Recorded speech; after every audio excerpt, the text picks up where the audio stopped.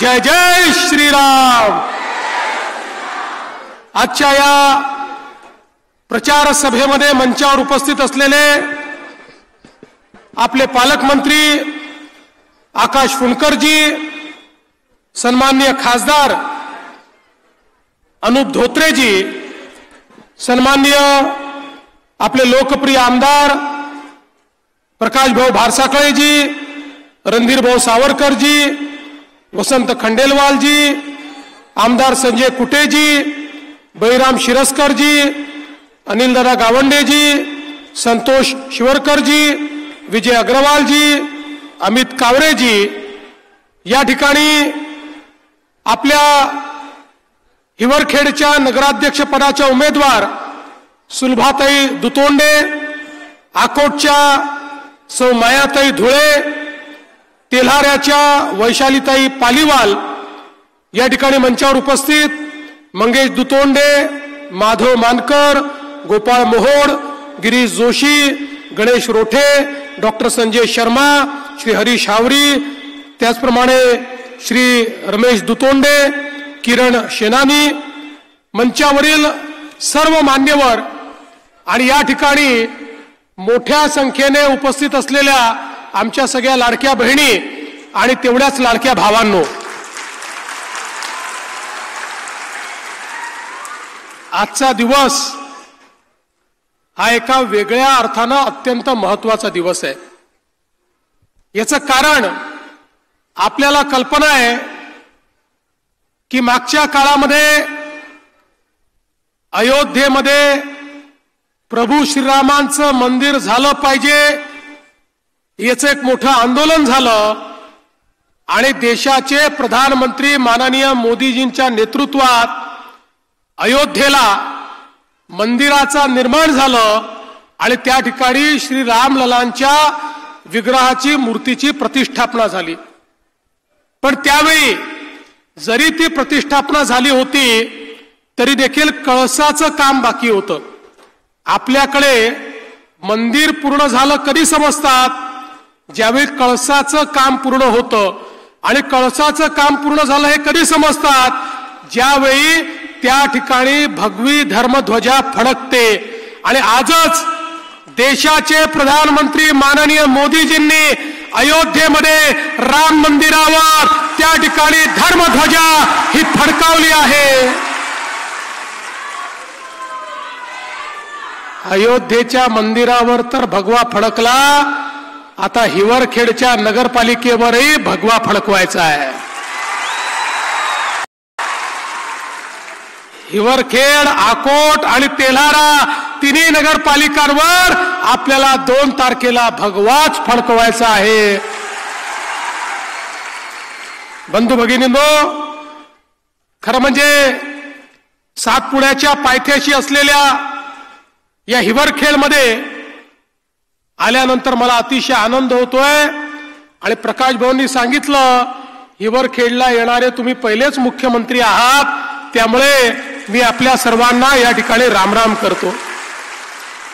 आज खरं तर मला अतिशय आनंद आहे की या ठिकाणी 3ही उमेदवार आपण जे दिले आहेत हे अतिशय चांगले उमेदवार आहेत। आपल्या सुलभाताई दुतोंडे ज्यांनी मागच्या काळामध्ये या ठिकाणी पक्षासोबत प्रामाणिकता काय असते, पक्षनिष्ठा काय असते हे निश्चितपणे आपल्याला दाखवलं। आणि म्हणूनच भारतीय जनता पक्षामध्ये प्रत्येक जो कार्यकर्ता आहे हा स्वतः करता काम करत असतो, तो पक्षाकरता काम करत असतो।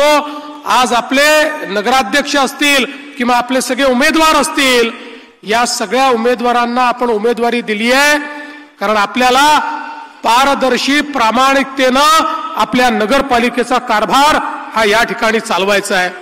आणि मी निश्चितपणे या निमित्ताने प्रकाश भाऊंचं अभिनंदन करू इच्छितो।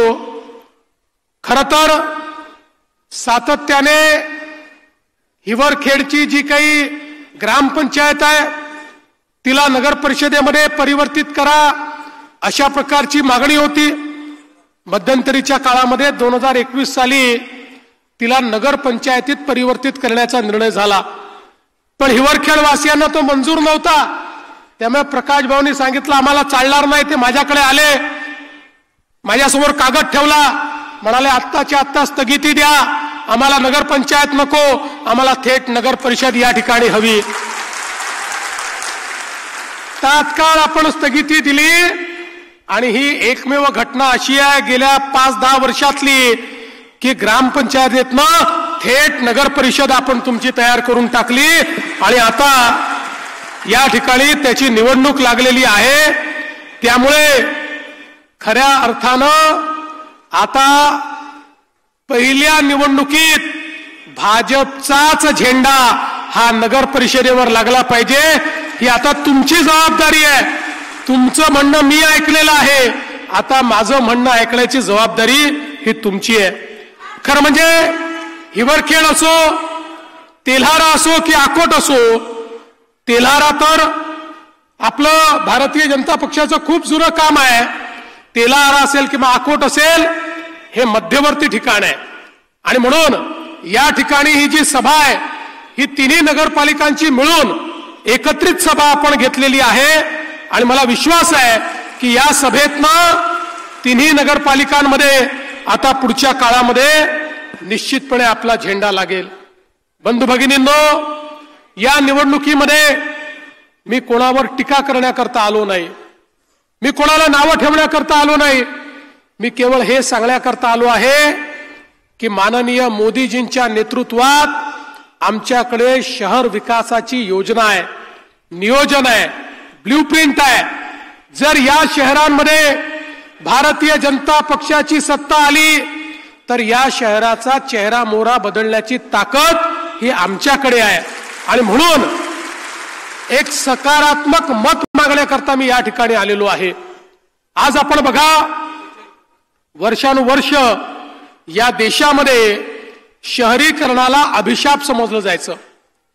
भारतामध्ये गावांवर आपण अधिक लक्ष दिलं ते आवश्यकही होतं, ते आजही आवश्यक आहे. पण गावांवर लक्ष देत असताना आपण कधी हे विचारातच घेतलं नाही की अन्न वस्त्र निवारा शिक्षण आरोग्य रोजगाराकरता गावातले लोक शहरांमध्ये येत आहेत आणि मग शहरांमध्ये आपण नियोजन केलं नाही.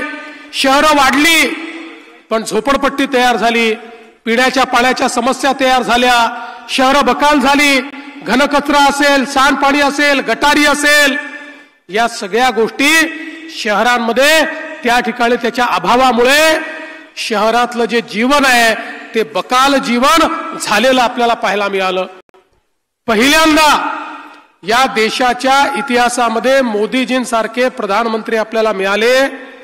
मोदीजींनी सांगितलं गाव जसं महत्वाचं आहे शहर देखील महत्वाचं आहे. देशाच्या जीडीपीच्या 65% जीडीपी आणि नोकऱ्या हे शहरं तयार करतात आणि म्हणून आपली शहरं चांगली झाली पाहिजे. तिथे राहणारा गरीब, तिथे राहणारा मध्यमवर्गीय यांना चांगल्या पद्धतीचं जीवनमान मिळालं पाहिजे. शिक्षण आरोग्य रोजगाराच्या संधी त्या ठिकाणी तयार झाल्या पाहिजेत आणि म्हणून पहिल्यांदा मोदीजींनी देशाच्या पातळीवर देशातल्या प्रत्येक शहराकरता वेगवेगळ्या योजना चालू केल्या आणि अमृत सारखी एक योजना आपल्याला दिली. ज्या अटल अमृत योजनेतनं देशातल्या शहरांकरता लाखो कोटी रुपये मोदीजींनी दिले आणि सांगितलं प्रत्येक शहरामध्ये मुबलक पिण्याचं पाणी असलं पाहिजे. प्रत्येक शहरात या घाणेरड्या नाल्या नाही तर त्या ठिकाणी भुयारी गटाराची योजना झाली पाहिजे. भुयारी गटारातलं जे सांडपाणी आहे ते नदी नाल्यांमध्ये न जाता त्याच्यावर प्रक्रिया झाली पाहिजे. प्रत्येक शहरामधला घनकचरा हा त्या ठिकाणी एकत्रित करून त्याच्यातनं कोळशाचे पॅलेट्स किंवा त्याच्यातनं खात तयार झालं पाहिजे आणि प्रत्येक शहरामध्ये जो गरीब आहे त्याला जमिनीचा मालकी हक्काचा पट्टा मिळाला पाहिजे आणि त्याला प्रधानमंत्री आवास योजनेच्या अंतर्गत 2.5 लाख रुपयाचं घर मिळालं पाहिजे.